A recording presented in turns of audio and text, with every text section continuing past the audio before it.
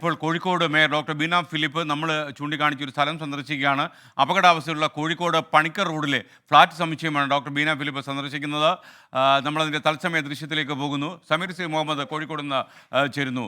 പൊതുജനം കഴുതയല്ല സർ എന്ന പരിപാടിയിൽ ഈ സമുച്ചയത്തിൻ്റെ ഗുരുതരമായ അവസ്ഥ നമ്മൾ ചൂണ്ടിക്കാണിച്ചിരുന്നു. ഡോക്ടർ ബീന ഫിലിപ്പ് ഇപ്പോൾ അവിടെ സന്ദർശിക്കുന്നു. പറയൂ, നമ്മുടെ മേയർക്ക് എൻ്റെ ഒരു അന്വേഷണം കൂടി പറഞ്ഞേക്കൂ. തീർച്ചയായും SKN നമ്മൾ പൊതുജനം ചർച്ച ചെയ്തതാണ് ഇത്തരത്തിലുള്ള ഒരു ഫ്ലാറ്റിന്റെ ഒരു ദയനീയ അവസ്ഥ. ആ വാർത്ത ശ്രദ്ധയിൽപ്പെട്ട് തന്നെയാണ് വേഗം മാമിനെ SKNന്റെ ഒരു നന്ദി അറിയിക്കുന്നുണ്ട്. ഈ ജനകീയ വിഷയങ്ങളിലുള്ള ഇടപെടലിനെ ഒരു അഭിനന്ദനം സാർ അറിയിക്കുന്നുണ്ട്. എന്തൊക്കെയാണ് ഇതുമായി ബന്ധപ്പെട്ട കാര്യങ്ങൾ? ഇത് ഇവർക്ക് പണിത് കൊടുത്ത സമയത്ത് ഞാൻ മനസ്സിലാക്കിയെടുത്തോളം ഇവർക്ക് ഇതിന് രേഖയുണ്ട് സ്വന്തമായിട്ടെന്നാണ് വിചാരിച്ചത്. വന്നവരൊക്കെ അങ്ങനെ എന്നോട് പറഞ്ഞത്. പുരുഷന്മാരാരും സംസാരിക്കാൻ വന്നിരുന്നില്ല, സ്ത്രീകളായിരുന്നു വന്നത്. അപ്പം നോക്കുമ്പോൾ രേഖയുണ്ടെങ്കിൽ അവർക്കത് വിൽക്കാം, പോവാം, ഇങ്ങനെയൊക്കെയാണല്ലോ. പക്ഷെ ഇവിടെ വന്ന് കഴിഞ്ഞപ്പോഴൊക്കെ ഇദ്ദേഹമൊക്കെ പറയുമ്പോഴറിയുന്നത് കൃത്യമായിട്ട് അവർക്കൊരു ഓഷിപ്പ് ഇല്ല, അവർക്ക് കൈവശം വയ്ക്കാനുള്ള അധികാരം കിട്ടിയിട്ടുണ്ടെന്നുള്ളത് മനസ്സിലായത്. നമ്മൾ കഴിഞ്ഞ ബജറ്റിൽ ഇത് പുതുക്കി പണിയാനുള്ള ബജറ്റ് നമ്മൾ വെച്ചിട്ടുണ്ട്. അതുകൂടാതെ നമ്മൾ ഇത് എന്താ പറയണത്, ഇത് പുതുക്കി കൊടുക്കുന്ന സമയത്ത് അർഹതയുള്ളവർക്ക് ഇത് കൊടുക്കും എന്നതാണ്. കാരണം ചിലർക്കെങ്കിലും കേൾക്കുന്നതാണ്, റിപ്പോർട്ട് ചെയ്യപ്പെട്ട കാര്യമാണ്, വേറെ വീടുകളുണ്ട് എന്നിട്ടും അവരിവിടെ വന്നിട്ട് താമസിക്കുകയാണ്, കാരണം കിട്ടുകയാണെങ്കിൽ കിട്ടിക്കോട്ടെ എന്ന് വിചാരിച്ചിരുന്നാണ് പറയണത്. ഇവിടെ വന്നപ്പോൾ എനിക്ക് മനസ്സിലായ ഒരു കാര്യം, നമ്മൾ വളരെ വിഷമിച്ച് കഴിഞ്ഞിരുന്ന കുറേ ആൾക്കാരെയാണ് ഇങ്ങോട്ട് നമ്മൾ താമസിപ്പിച്ചത്. ആ 10-40 വർഷങ്ങൾക്ക് മുമ്പ് ഇത് അവരെ സംബന്ധിച്ചൊരു കൊട്ടാരമായിരുന്നു. ഇന്ന് നമ്മൾ നോക്കുമ്പോൾ അവർക്ക് ഒറ്റ മുറിയിൽ എങ്ങനെ താമസിക്കും നമ്മൾ ഇന്ന് ചിന്തിക്കുന്നു. അന്ന് അങ്ങനെ ആയിരുന്നില്ല. അതുകൊണ്ട് അവർക്ക് സന്തോഷമായിരുന്നെങ്കിലും ഈ നമ്മൾ പുനരധിവസിപ്പിക്കുന്ന ആൾക്കാരെ സംബന്ധിച്ച്, അതായത് വിശക്കുന്നവൻ നമ്മളൊരു മീൻ കൊടുത്തു, നമ്മൾ പോയാൽ ശരിയാവില്ല, അയാളെ മീൻ പിടിക്കാൻ നമ്മൾ പഠിപ്പിക്കണം. അതുപോലെ ഇവരുടെ കാര്യത്തിലും അന്നേ എന്ത് ചെയ്യണമായിരുന്നു, ഈ കുട്ടികളുടെ വിദ്യാഭ്യാസം ഉറപ്പുവരുത്തുക. മാം, അത്തരം സാഹചര്യമൊക്കെ നിൽക്കുന്നു. പക്ഷെ നമുക്കറിയാം, ഇപ്പൊ നമ്മൾ തൊട്ട് മുകളിലാണ്, ഇത് എപ്പോൾ വേണമെങ്കിലും അടർന്നു വീഴാം, ജീവനാണ്. നമുക്കറിയാം ഇതിൽ നിന്ന് ഒഴിഞ്ഞു പോകണം, ഇത് പൊളിഞ്ഞു വീഴായി കിട്ടണമെന്ന് പറഞ്ഞിരുന്നു. അന്ന് കുറെ പേരൊന്നും ഇവിടെ ഉണ്ടായിരുന്നില്ല, കുറെ പേരൊക്കെ പോയിരുന്നു. ഇവർ പറയുന്നു അവർ ജോലിക്ക് പോയത് കൊണ്ടാണ് അങ്ങനെ പറഞ്ഞത്. നമുക്കിപ്പം അന്ന് കിട്ടിയ റിപ്പോർട്ടല്ലേ വിശ്വസിക്കാൻ പറ്റുള്ളൂ, നമ്മൾ വന്ന് നോക്കിയിട്ടുണ്ടായിരുന്നില്ല. പിന്നെ ഇവിടെയുള്ള കുറെ ആൾക്കാരെയൊക്കെ വിളിച്ച് ഞാനത് പറഞ്ഞിരുന്നു, നമുക്കൊന്ന് ഇരുന്നിട്ട് ഒന്ന് ചർച്ച ചെയ്യണതിന്റെ യാഥാർത്ഥ്യം എന്താണെന്ന് മനസ്സിലാവണമെന്ന് അപ്പോഴേ ഉണ്ടായിരുന്നു.